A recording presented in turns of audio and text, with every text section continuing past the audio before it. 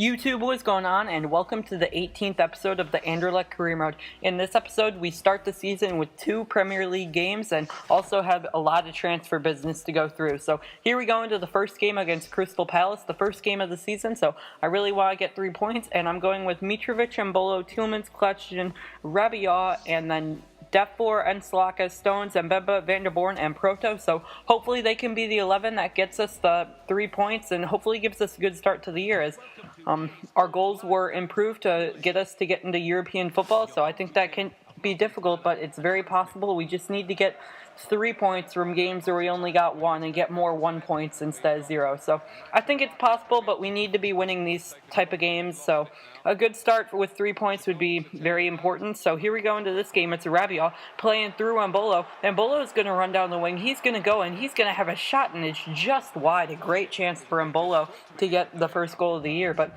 he does miss it, as here's O'Keefe on the ball. He gives off to Joe Ledley. Ledley inside to Fraser Campbell. Campbell inside to the Crystal Palace player, as he just gets saved by Proto, as that was some good defense by Anderlecht and a good save by Proto, but some also good offense by Crystal Palace. So that's the end of the first half. So a solid first half for both teams, 0-0, but both teams have chances and look threatening for the second half. I do make 2 subs. I bring on Andy Najjar for Clutchin, and then I also bring on Unal for Mitrovic. So 2 subs. And at halftime, hopefully that will turn the sides and get us the 3 points. So here comes Tielemans on the ball. He's dribbling it down. He doesn't move. He gets around one guy. He slide tackles. He misses. Tielemans with that shot, and it's just wide. So a good chance for Tielemans to make it 1-0 to Anderlecht, but just not to be, as here comes Unal on the ball again. He does a fake shot around one defender. He's going down. He's running down the wing. He tries to make a move. It gets stolen, and just Kelly clears it away. So very disappointing right there. But now Rabiot inside to Tielemans. Tielemans going. He makes a move. He has a shot, and it's a big save by the Crystal Palace goalie. But from the ensuing corner, and Fraser Campbell comes off, but here comes Defor to whip in it, or Tielemans, he whips it in, Defor with that header, and it just goes wide. So pretty disappointing right there, as that's going to be the end of the game, as Van der Born gets the ball right here to the middle. I wanted one last attack with Andy Najjar, but just not to be. So disappointing not get 3 points, but still 1 point is better than 0. But now we have a bunch of transfer business to get through, as we see Nicholas Sula is going to be joining my team on a loan with option to buy, which, I mean, I'm 99% sure that I'm going to accept the option to buy. So that's pretty good that he joins our team. He adds another center back to our team, so we now have 5. And we're trying to get Will Hughes really badly, but it's just not working, as I eventually think here that I just say, forget it. Derby aren't going to let him go for any cheap, so I mean, I'll just not go for them, so I just forget about him. But now we see Bayern and Spurs both accept the loan-to-buy decision, so that's really good that we get 2 fantastic midfielders that are both young, and also they're just really young and have a lot of potential, and should be really important to our first team, as helping just the midfield and the backups and starters, and just add more balance and creativity to our midfield. So that's always good, and we also have a press conference, which I believe we praise the guys. So yeah, we do that. And now we have a transfer offer for Mbemba, guy who I'm trying to loan just to reset his potential. He's unhappy here, so I'm going to call him back probably in the next episode. So that'll be pretty good to just fix his potential, as we also get a transfer offer for Mitrovic. I was kind of confused right here, but Barcelona offers 17 million, and it says he's worth 16 to 26. So I say maybe Barcelona will accept like a $35 million bid, but I was just like, maybe I should take this opportunity. I bump it down a little bit to 32 million, as we will see what Barcelona say to that counter offer. So we might be losing Mitrovic. That was not the plan, but if you give me 32 million for the guy, he only had, I believe, 8 goals last year, so that would be fine by me. As here we go into the next game, as the 11 that I'm rocking with is going to be Mitrovic, Mbolo, Tielemans, Højbjerg, Rabiot, Defor, Enslaka, Stones, Sula, Van der Born, and Proto in goal. So hopefully they can get the 3 points in this game, unlike the first game, as Mitrovic is going on the ball right here, but gets tackled by Diouf early. But here comes Anderlecht on the ball. It's Tielemans. He gives off to Mitrovic. Mitrovic goes around the 2 defenders on Stoke. He's dribbling it around. He's going to stop. He's going to take it around. He does it up in that shot. An amazing save by Begovic. Oh my gosh. Just fantastic save by Begovic, as I thought that was going to be a sure goal, but here comes Defor on the ball right now. He goes around one defender. He's dribbling it down the wing. He's still going. He beats the one defender. He cuts it inside. Triple tap, cross to Mitrovic. Goal! Aleksandar Mitrovic scores the goal in what possibly is his final game in an Anderlecht jersey, so it'd be pretty sad to see him leave, but still, it's a goal in his possibly final game. We'll see what Barcelona say, but yeah, that was good. He's on another goal.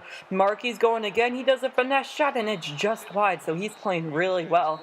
Maybe that will make Barcelona accept the offer because of how well he's playing right now, so that'd be pretty good, getting that much money for him. But here comes Stoke again as Diouf wins the header right there. But Højbjerg wins it back to Rabiot. Rabiot just gives it inside to Tielemans. Tielemans back outside to Rabiot, I believe. No, it's Højbjerg. Højbjerg on the ball. He gives it back inside to Tielemans. Tielemans with the shot, and it's just saved by the goalkeeper Begovic for Stoke. It's some good play from Højbjerg and Tielemans. Tielemans had a nice shot, but just a better save by Begovic, keeping the score 1-0. As here comes Embolo, last chance of the game. He goes around, he gets taken out. Could have been a penalty, but no. Instead, we will take the win and the 3 points. 1-0 win, so pretty good. Mitrovic getting a goal, as we will see if that's his last game. As Barcelona say, they matched the deal. So that probably will be Mitrovic's last game, so very disappointing to lose him, but we're also getting a lot of money for him as we see he was sold. So I inquire about a ton of players: Lukaku, Jackson Martinez, Icardi, Morata. So I send in a bunch of offers, and we will see which strikers are affordable for around 25 million. So pretty similar price range to Mitrovic. So we will see just what the different teams want. As we go in for Morata at, I believe, 20 million. Then we go into Icardi. I believe we go in with like 23 million, 24.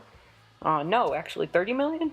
No, we change it to a little bit. We change it to 25 million. So 25 million for Icardi. I think that'd be a pretty good deal, as he's really young and has some great potential. Jackson Martinez, he's also getting on a little bit. He's 28 years old, but he's still a world-class striker. I decided to go in with 22 million for him, as we'll see what Porto say to that deal.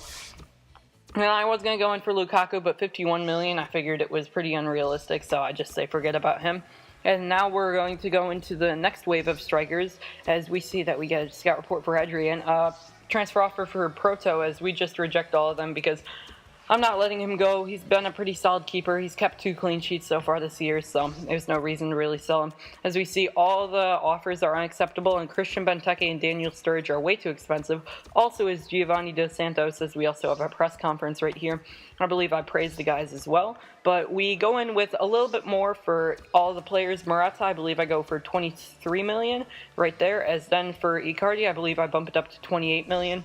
And then for the final player, Jackson Martinez, 24 million. So we're making some decent business right now, trying to get the new players back into our squad. So we're really just trying to replace Mitrovic right now. And I believe that we will get a striker that's a good amount better than Mitrovic ever was for us. So that will be pretty good for us. As Mitrovic, as he was decent, Embolo outscored him. And for 30 million, I'll be happy. I was happy to let him go off my hands. But now we also get a transfer offer for Andy Najjar, a player that I'm trying to sell. So we get 2.4 million. He's worth 2.8. I say no, Aston Villa. You have to give me 3 million if you're going to take Andy Najjar, as he's really young and has some decent potential, but he's just been unhappy here and asked for a move out, so I gave it to him. And Unal says that he wants to take over Mitrovic's spot, and I was like, no, I want someone world class, not someone like Unal who only had 1 goal last year.